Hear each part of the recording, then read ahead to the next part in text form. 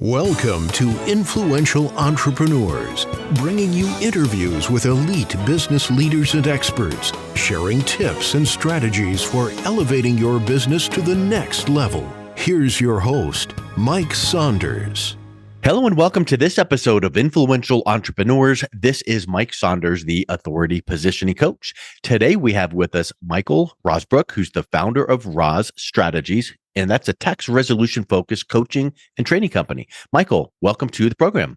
Hey, Mike, thank you for having me on. I'm excited to be on with you. You're welcome. And I always love when I see people that have chosen a focus in their industry that is hyper niche and focused on a certain problem, because with marketing, you need to be the person that people think of when this problem crops up, because your solution is so clear. So I'm excited to talk about what you guys are doing. I've followed your work for years, and so I'm happy to talk with you here today. But get us first started with, what's your story? What's your background? What's your entrepreneurial journey? And how did you get into the tax resolution industry? All right. Okay. We're going back here a little way. So I was in the corporate world for 18 years. So I didn't start my own business until I was about 42 years old. And at the end of my corporate career, I realized I was unemployable. Yeah. There was no way I was ever going to work for anybody ever again. And at the time, I'm a C-SPAN nerd, so I'm watching C-SPAN and I'm watching actually the Senate finance hearings on TV, and the average American was getting up in front of the TV cameras, crying, talking about how the IRS ruined their lives, padlocked their businesses, a husband or a wife dying from the stress that the IRS was imposing upon them. And these were good people, Mike. These were not people who had money in the Caymans or offshore accounts. These were just good, hardworking Americans that got behind the eight ball, had a negative life-altering event take place in their lives, and they owed the IRS. And at the time, there weren't many people, many firms helping those folks with IRS problems. The other thing, too, is I was at the right place at the right time, because in 1998, then President Clinton signed the Tax Reform and Restructuring Act of 1998, which gave teeth to the IRS offering compromise program. All of a sudden now, if the IRS wanted to levy your bank account or garnish your wages, hey, they had to give you 30-day notice and rights to an appeal. Before 1998, that wasn't possible. It was the Wild West. Exactly. Wow. So I just made a decision right then and there. I was going to help these people. I didn't know anything about the IRS. I didn't have a book of business. My tax experience, I was CFO in the corporate world, but my tax experience was more corporate tax. I studied under some of the major direct response gurus of our time, Dan Kennedy, Gary Halpert, a few others, and I learned direct response marketing, and that's what put me on the map. Yes. And so you began working with people that had that problem. They would back in those days when you started. So this will maybe date you. They probably weren't going to Google or social media. You were probably having to find other triggers to locate those people. But these days you have to be seen as that expert so that those people can go, you might be able to help me. Can you please take a look at my situation? Exactly. When I started my practice in tax resolution, Google didn't exist yet. Google, wow. Really, I know that's pretty wild, right? I know. But the principles of direct response marketing, doesn't matter what media it is or medium, the principles are transferable from offline to online. You couldn't have said it better. In fact, back when in the day, I remember getting those CD-ROM discs from AOL. Mm-hmm. So we're talking about the same time frame approximately. But at some point, you went from perfecting your methods and knowing exactly how to help people and creating your systems and methodologies to then going, okay, I can't do it all. It's like the grandpa and his grandson walking on the beach, seeing all of the whatever starfish, and he's like throwing them back, and he's like, well, why are you throwing them back? Well, they're living creatures. Let's help them live. And he goes, there's so many, you can't throw them all back. And he goes, but I can help this one, and I can help this one. So I can only do what I can do. But at some point you started thinking, let me train other people to do the same thing. When was that? How many years into your journey was that? So about 9 years ago, I had a nasty business divorce from a business partner, and I basically walked away from my baby. I walked away from my company called Tax Resolution Services. I didn't sell it. My income, I was making very good money, obviously, and it went from that number to zero overnight because Wow. it paid for me to walk away. And my wife, who's now my business partner in Roz Strategies, there was a small window of opportunity to extricate myself from that. And she kind of grabbed me and pulled me out and said, hey, I'll be your business partner. And we started Roz Strategies together 9 years ago. So I took my 16 years of experience running my own tax resolution firm. And by the way, we were one of the largest and most reputable firms at the time. We were servicing about 4,000 clients. We were doing over $20 million a year just solely from representing taxpayers before the IRS. I had 14 licensed folks and 35 support people processing the cases. I had a sales force. I had an inbound call center. So I was forced, Mike, to come up with processes and systems to manage so much activity. So I took those experiences in the trenches experiences, I call them, and developed a system and a toolkit for other practitioners who want to get into the tax resolution business. So one of the things that differentiates us from some of the other folks who teach the technical training, we teach the business of tax resolution. We teach folks how to generate leads, how to qualify prospects, how to talk to them and get retained on the first meeting or the first phone call, what to charge, how to collect those fees in advance before the case settles, and as an added benefit, how to do the work.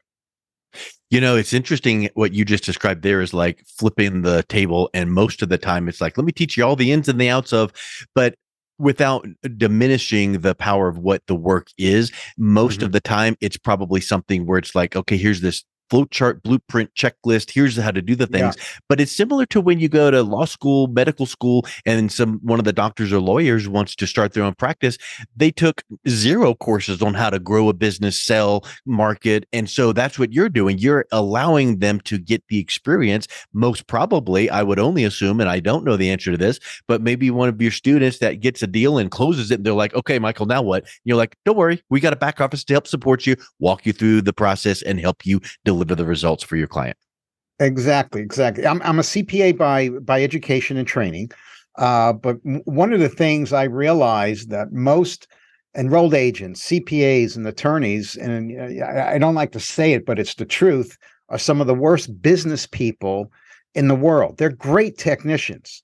They're great at the work, but and the work is the easy part. Don't get me wrong. There's a lot of technical things to learn, but that's the easy part. The hard part is getting clients. The hard part is marketing and getting new clients and filling a pipeline and having predictable cash flow. That's the difficult part that we teach. It reminds me, I'm always one for analogies, and my wife is like, you're just such a dude. All the dudes like analogies, but I do. But it's like the story about when the guy's car's, making a racket. He takes it to the mechanic, and he looks around, up, down, and all around, and he takes a hammer and he whacks it, and he's like, okay, cool, it's all fixed. And he's like, here's a bill for $100. He goes, you hit it with a hammer. And the bill was $1 for hitting the engine, $99 for knowing where to hit it. And that's what you're talking about. It's not rocket science. It's like things that people can do. But when you know the specific formula, recipe, blueprint, and putting it all together, that's what you've perfected over the years. But what you said is so powerful. It's like, you got to get in front of the people that have that pain. And I'm assuming that most of your clients are tax preparers / CPAs.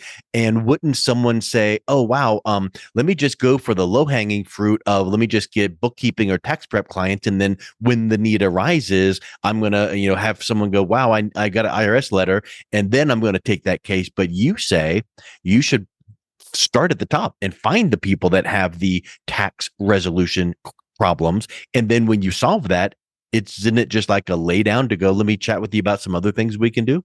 Of course, yes. If they have other services and products in their firm, they can cross sell. Insurance products, retirement planning products, tax planning products. And I tell you what, once you solve someone's tax problem, you have a client for life. You walk on water. They don't want anyone to touch their taxes. 100%.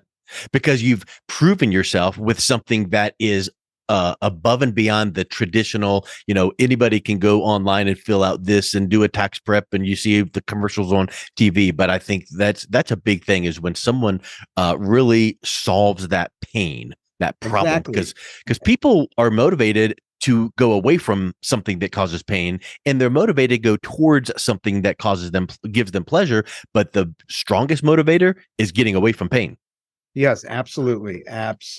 Absolutely. And when we talk about tax preparers and CPAs who do, traditional tax prep and accounting services, I mean, it's a commodity. Everybody does it. I mean, a lot of people do it, and there's a lot of free do-it-yourself online resources as well. And that market has been drying up with regard to professionals doing tax returns because of all the do-it-yourself. So what we teach and what we emphasize is, look, even if you don't do tax resolution, you need to replace that revenue stream because it's going away. Within a few years, especially with AI with regard to tax prep, a lot of that's going to be automated. A lot of it already is. Yeah, that's huge. So with tax resolution, what's the industry outlook for now moving forward? Because you mentioned the bill or the governmental deal you mentioned back in the late 90s. Is there anything that you're seeing on the horizon that's going to make this industry even more hot than it is currently? Yeah, absolutely. I mean, back in 2008, 9, and 10, when I was in practice during the Great Recession, I had my most profitable years, which is kind of counterintuitive, or maybe an oxymoron, if you will. But what most consumers think, that, hey, I'm going to go to the IRS with an offer when I have more money, when things are better. But that's the opposite thinking, because you'll get the best deal possible with the IRS when you're most financially destitute, when things are bad, when real estate values are flattening out, or you're losing equity in your home, or you're underemployed, or you just got laid off. That's the time to approach the IRS with a settlement. And, we're in, whether or not you think we are or not, we're in a recession. Whether it's mild, not mild, that's debatable. But the economy is in a recession right now. Just look at all the layoffs from all the different companies. Plus, the IRS, in 2022, Biden signed the Inflation Reduction Act, which gave $80 billion, first time in history, $80 billion to the IRS to revamp their 1960s legacy computer systems, to hire 87,000 new people over the next 10 years, most of them in enforcement and compliance. Sure, they're hiring customer service people and IT people and all the rest, but they have certain initiatives, certain compliance areas they're going after big time, which as a practitioner really equates to 2 cases from one client. If a client gets audited and the client can't take out their checkbook and write a check and pay the IRS in full lump sum, now you have a collection case, which is a separate engagement, a separate fee. So what we're seeing is like a 2-for-1 situation where folks who are getting audited, and they're increasing the audit rates, especially what we're seeing now are pass-through entities, sub S and LLCs, where the shareholders aren't taking compensation, and under the law they must take compensation. So we're seeing a lot of those audits. Those are payroll tax audits. The IRS views payroll tax audits as theft, and the bar on the civil area, the bar for criminal or civil fraud, is very, very low. So we're seeing a lot of those cases. We're seeing crypto tax currency cases where people don't report their crypto. It's a double-edged sword because some of those accounts are offshore. So now there's an F-bar issue. So there's more work right now that goes around for everybody 10 times over. And it makes me, when you're describing this, I'm on the outside listening in, thinking that this is so similar to a foreclosure in the sense that you can get very unscrupulous practitioners out Yes. there preying on people in the foreclosure. And I would venture to say that there's the same tendency in tax resolution where someone could come in, know the right buzzwords to say, know the right thing, and just really be unethical. So what do you teach your students on how to care and show empathy and be highly ethical while they're providing this valuable service? Well, IRS Circular 230, which is the Bible, it governs practice before the IRS. So even though you may be an attorney licensed by your state bar, or you may be a CPA in the state of Maryland licensed by the state of Maryland, Circular 230 governs practice before the IRS. So, we teach that you have to adhere to all the subsections and the sections in Circular 230 when it comes to representation. And it's not just like, oh, you ought to do it, be kind to people. This is kind of like when a financial planner says, I'm a fiduciary. It means they are obligated by law to do the right thing by you or else. And same as what you just described. It's not just, oh, you ought to be kind to someone. It's like, if you're not, well, the IRS has a subsection dot something or another where they might be tapping on you on the shoulder and having a stern talk. Exactly. What most practitioners don't realize is, see, here's the thing. A tax resolution client is night and day from their normal clients. Their normal clients, they're afraid to lose. They don't want to deliver bad news or tell them they have to shut this business down or you can't do that. A lot of them don't say that to their clients. As a tax resolution specialist, you're hired to do a job. You're hired to fix their problem. I mean, one of the things, Mike, that I told clients before I allowed them to hire me, which is a lot different than people think. A lot of people are desperate for them to hire them. Yeah. They had to jump through hoops. And one and I would tell the client, hey, Joe, look, the people who have the best outcomes with me do two things. And they are this: they do exactly what I tell them to do when I tell them to do it. Can we agree to that? Because if we can't, then we're not a right fit for you. Yeah. So, Huge. I did a lot of takeaway selling, if you will. Yep. Well, let's talk about your summit that you do for tax resolution. What's that all about? Yeah. So every August we put on, this will be our eighth year doing it.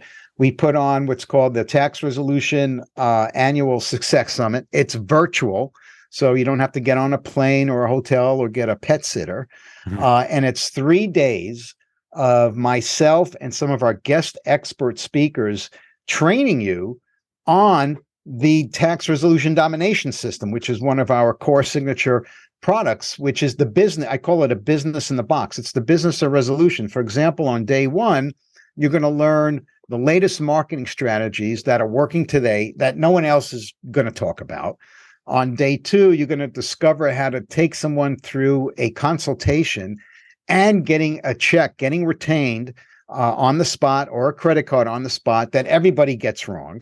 And then on the third day, we're going to talk about how to utilize some shortcuts in order to resolve your cases that nobody else teaches. So this is a really immersive event. We have our traditional, not traditional, but our awesome breakout sessions, like a workshop for all 3 days. We're going to teach marketing, sales, practice management, and case resolution. We send everyone a playbook. You get a 220-page playbook, which is kind of the agenda for the 3 days. You get that ahead of time. And also some real cool swag and an event box that Rosalind puts together for everybody. So it's a really cool event. There's a lot of gamification, rewards, points, prizes are awarded, and we all have a great time. And you get to learn. And after 3 days, if you don't get new clients after 3 days, you're not working the system. Yeah. Because it's like Jim Rohn used to teach, success leaves clues. And I know many people have said the same thing, but if you have put together this business in a box, and if you do the following in the following way, and no, you're not going to hit it out of the park the first time you meet with the prospect, but when you work and polish, the proof, it's almost like a franchise in a sense. You put together what works, follow the system. and don't try Yes. to, just trust the process. I'm hearing what you're saying, and it's just so similar to all these things that you hear in businesses.